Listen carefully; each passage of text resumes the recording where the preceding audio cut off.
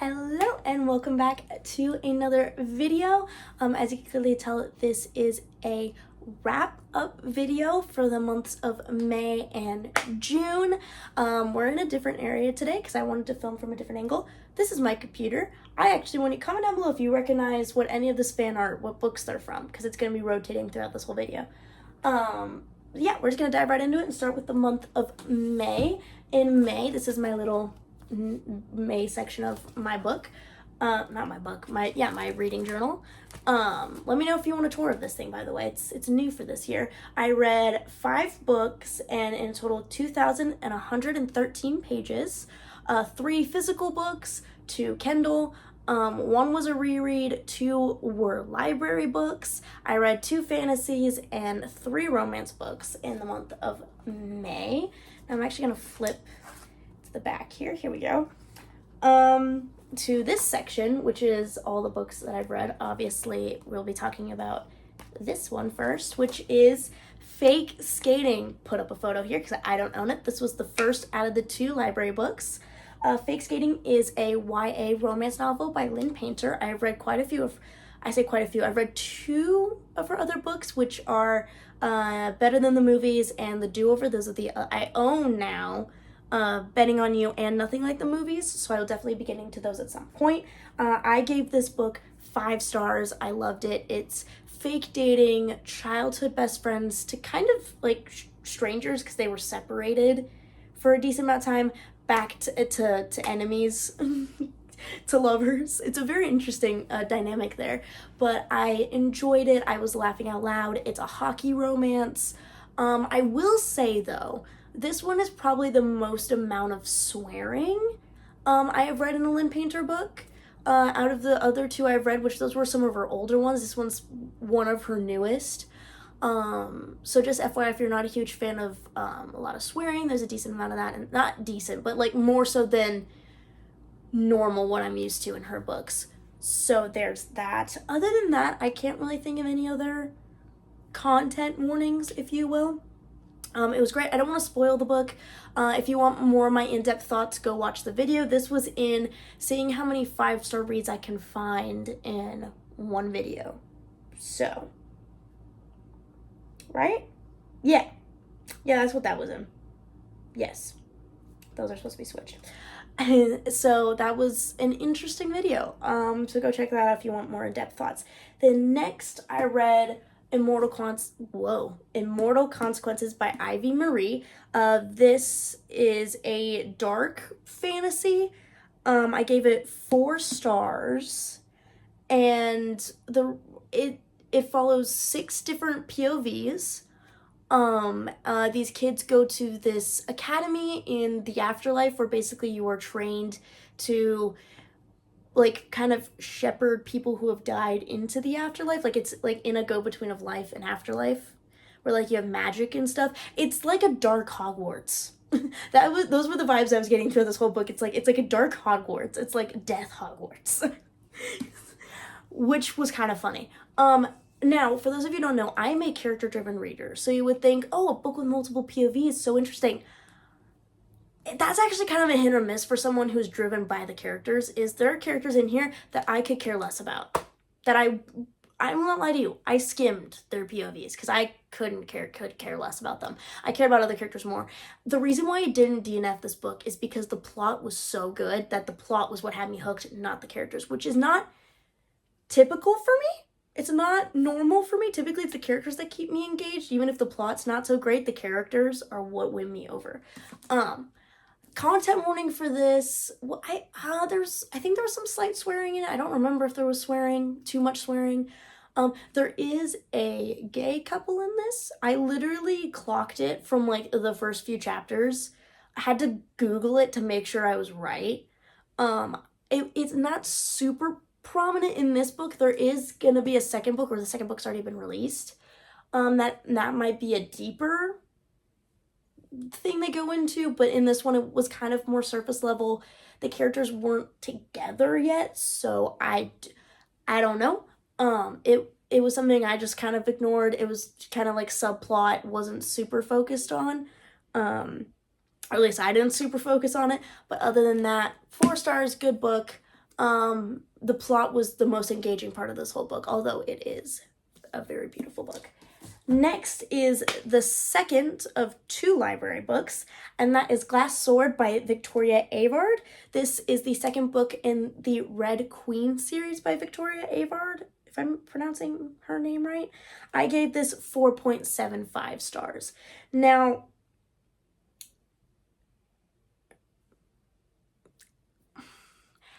I liked this book. This book was great, okay? I enjoyed it. It was beautiful.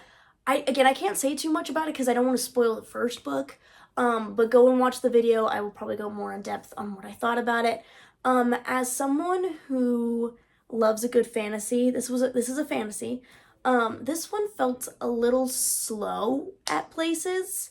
I definitely felt myself having to kind of push through moments to get to the good stuff, but it was good. The plot overall was great. I loved the characters. I loved the dynamics between the characters. And the more in depth we got into this world was great. Loved it. So it was very close to 5 stars, but not quite. And then on to the last, no, actually that was the last book in that searching for 5-star videos. Now the next 2 books I'm going to talk about, I actually don't even have on here. I have not, did not have a video for it, so this will be the first time they'll be mentioned. I read Wild Darling by Alexandra Moody because not recently, it came out a while ago, but I hadn't read it yet. I gave this book 5 stars. Clean hockey romance, enemies to lovers, family series, like it follows the brothers. It's so great. I read it on Kindle. YA, amazing. Ate this book up. I love Parker. He's my favorite darling brother. It's just, so good. Obviously, I can't talk too much about them because I don't want to spoil the previous 2, but Alexandra Moody did announce that she's coming out with the 4th book following The Sister, and I'm so excited. I am so stoked. I cannot wait for that book because she is probably my favorite character. Honestly, I love her so much. So, Wild Darling, clean hockey romance. I don't really have to say a whole lot. Go read the whole Darling Devil series. It's amazing. Alexandra Moody is the queen of clean romance, and she's done so many different tropes. The first one was fake dating. The second one was childhood best friends to lovers, and the third one's enemies to lovers, and the 4th one, I actually don't know what the 4th one is. I want to say the 4th one's brother's best friend. I think that's what the 4th one is. I actually don't know. But yeah. And then I read Billionaires Don't Fall for Awkward Girls. I gave this 4 stars. This was the reread of the month. This is by Emma Dalton. It's a part of her 14-book series, The Invisible Girls Club, which follows different generations. So the first 4 books followed the beginning generation. The 5th book follows siblings of 2 of the main characters. Actually, 2 of the boyfriends from the first 4. And then the next 4. The next 4 follow the kids of the first 4. It gets confusing, but it's generational. They're not all about the same people. It's generational, which is great. I loved it. This is probably my favorite one. I'm rereading them to figure out which one's my favorite. I do really love this one. It's about, the title states it, a billionaire boy in high school. He's the son of a billionaire. And our female main character, Danny, she's kind of she's not really middle class. Her family's a little bit on the poorer side. And she's kind of awkward, but she dreams of being a Broadway dancer. And they meet, and it's immediate hatred. But then he redeems himself, and it's so great. I 10 out of 10 recommend this entire series. So that was it for the month of May. Now into June. I'm actually filming this at the end of June.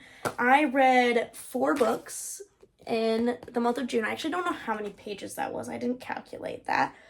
I read 1 historical fiction, 1 sci-fi, 1 romance, and 1 fantasy. 4 books physically, 2 audiobooks, and 1 Kindle book. Now, is that mathing?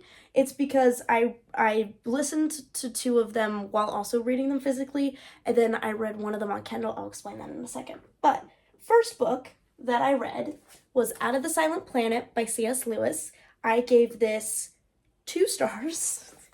It's his sci-fi series that he did, his sci-fi trilogy. This is the one I not buddy read, but I also listened to as an audiobook because I was having a hard time getting into it, so I listened to it as an audiobook while I was doing things, and that made this book go a lot faster. It was 2 stars. I don't give out a lot of 2 stars. I gave out 2 2-star books this month. 2 2-star books this month. But it was good. I'm a lover of Narnia. My Narnia books are actually like right here next to my little chalice. That'll be a future thing that you'll find out what that's for. But it was good. It didn't fully spark my interest. I don't think I'm going to continue the trilogy. I haven't fully decided yet. But yeah, that was 2 stars. And then we go into the best, I want to say the best new read of the month. I did have one reread. Speaking of which, I did not add those on there. Whatever. Hamnet by Maggie O'Farrell. I gave this 4 stars.